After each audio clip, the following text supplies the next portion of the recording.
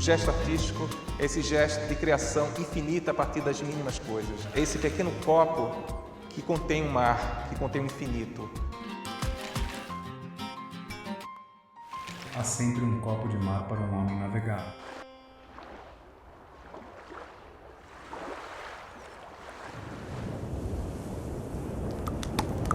A Bienal ela sintetiza as ideias e os conceitos dos artistas na nossa era e no nosso mundo. É a possibilidade de contato entre o público em geral e a produção mais contemporânea. Serve para a gente ter contato com as questões da nossa vida que muitas vezes estão deixadas de lado na rapidez do nosso cotidiano. Política e sinestesia sendo vivenciadas.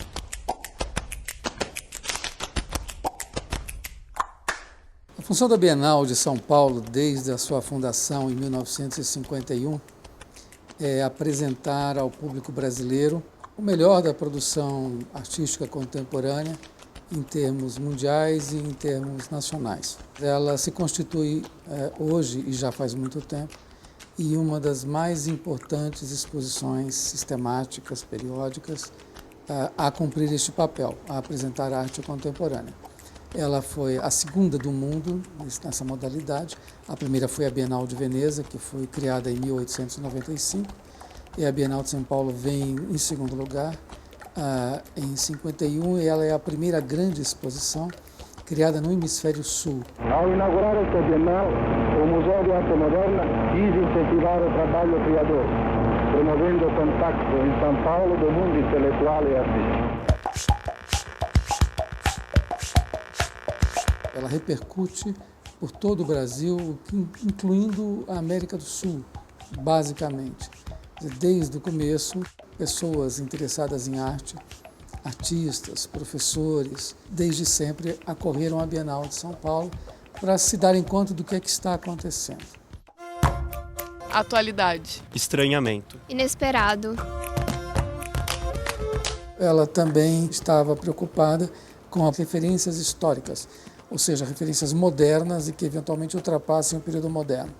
Então, foi muito comum a presença de artistas, salas históricas, exposições retrospectivas, né? Já passaram por aqui artistas como o suíço Paul Klee, como o holandês Piet Mondrian, ou mesmo Vincent van Gogh, né? O norueguês Munch, até salas do gênero o futurismo italiano, ou a Escola de Paris, Eduard Hopper, Picasso, e do Picasso trouxe a Guernica. Então a Bienal de São Paulo ela sempre foi uma vitrine do que mais radical, mais experimental para o público.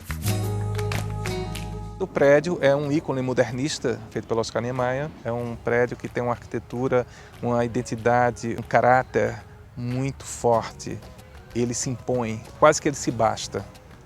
Então é preciso saber negociar com o prédio, saber entendê-lo, conversar com ele, de modo que as obras também elas se sintam confortáveis. A Mostra de Arte Contemporânea da Bienal cria mais e mais fricções com o próprio prédio. A arte pede mais do prédio, pede coisas do prédio que o próprio prédio não mais consegue oferecer à arte que ali é exposta. Então é natural que ao longo dos anos certas fricções vão sendo criadas e isso próprio se torna um elemento interessante em cada uma das edições da Bienal de São Paulo que são feitas aqui.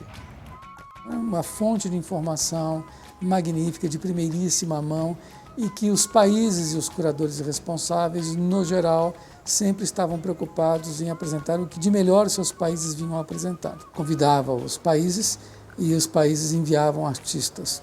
Um artista ou, eventualmente, 2 ou 3 artistas. E esse tipo de representação caiu na medida em que ela passou a se constituir como uma exposição mais autoral. E por parte dos curadores gerais, daqueles responsáveis, como, por exemplo, o caso de Walter Zanini, em 1981, 1983, e Lisette Lanhado, em 2006, tiveram por preocupação também montarem grandes exposições sob um denominador comum, que fosse um recorte que fizesse sentido. Uma grande discussão. Arte da novidade. É uma exposição gigantesca e que atrai público que não necessariamente é do ramo. A grande parte do público, inclusive, é público estudantil e que deve ser introduzido à arte contemporânea, que é uma arte complexa. Por quê? Porque estamos falando do lado mais experimental. mais investigativo. 1, 2, 3 e já! Então, como é que você introduz este assunto a ele? Visitar uma Bienal significa entrar em contato com muitas perguntas. Uma Bienal nos apresenta mais problemas do que soluções, mais questões do que respostas.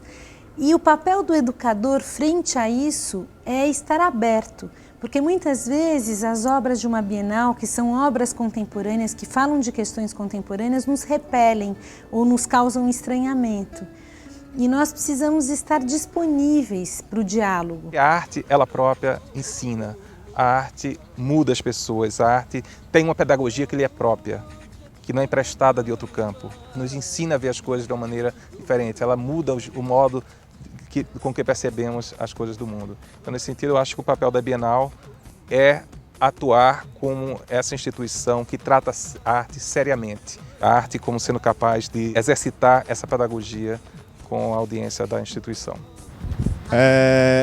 Processo. Diversidade. Hoje. Complexidade.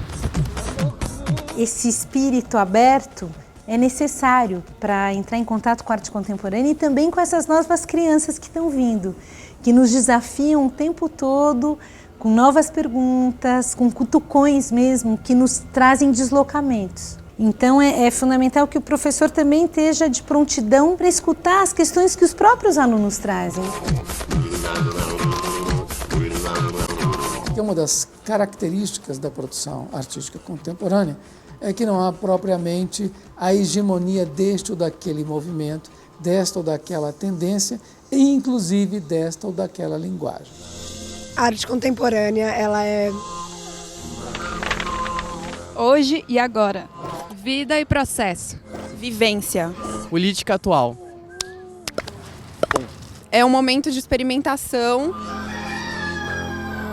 Os artistas passam a não encontrar mais fronteiras para o que eles têm a dizer. E eles vão cada vez mais se valendo de mídias, de suportes, de expressões as mais variadas. A liberdade parece ser a pedra de toque e a ausência de fronteiras parece ser um ponto basilar da produção contemporânea. Veja, não que não haja pintura, não que não haja gravura, não que não haja escultura, não que não haja desenho. Há tudo isso, mas há também obras que se valem ou que se apresentam mesclando isso, quando não inventando outros suportes. Eu diria que hoje os artistas trabalham com música, com cinema. Tem artistas que fazem uso inclusive de telefone celular, artistas que fazem uso da internet, vídeo instalações, trabalhos que usam filme. Então, há objetos de toda a ordem, o que mostra, inclusive, a inesgotabilidade dos suportes e das mídias. É tão válido um artista que faz gravação, no sentido clássico de uma estilogravura, por exemplo, como aquele que é multimediático. Nós vemos, nós ouvimos, nós sentimos e nós pensamos através daquilo que os artistas nos oferecem. Não há mais um cerceamento e uma exclusividade e uma hegemonia deste e aquele suporte, como também de nenhum assunto. Tudo hoje anda valendo. Então, as diversas bienais, as 28 edições, todas elas apontaram vetores. A desta agora, em particular, é a política, a relação entre arte e política.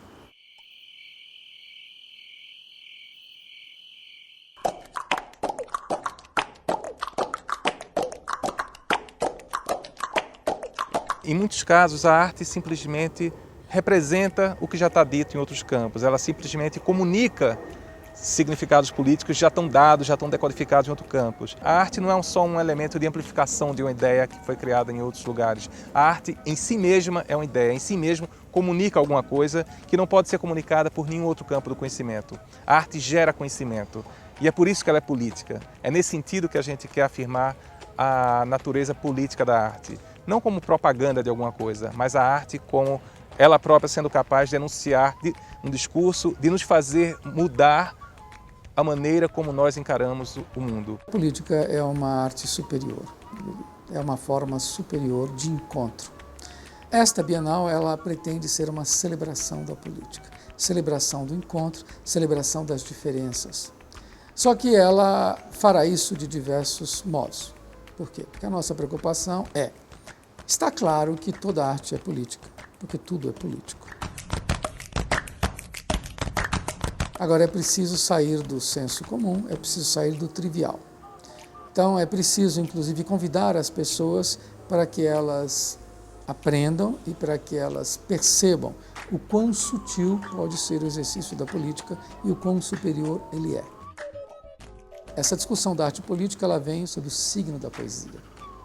Por isso que ela tem como tema, propriamente, é uma palavra poética, é um verso do poeta Jorge de Lima, há sempre um copo de mar para um homem navegar.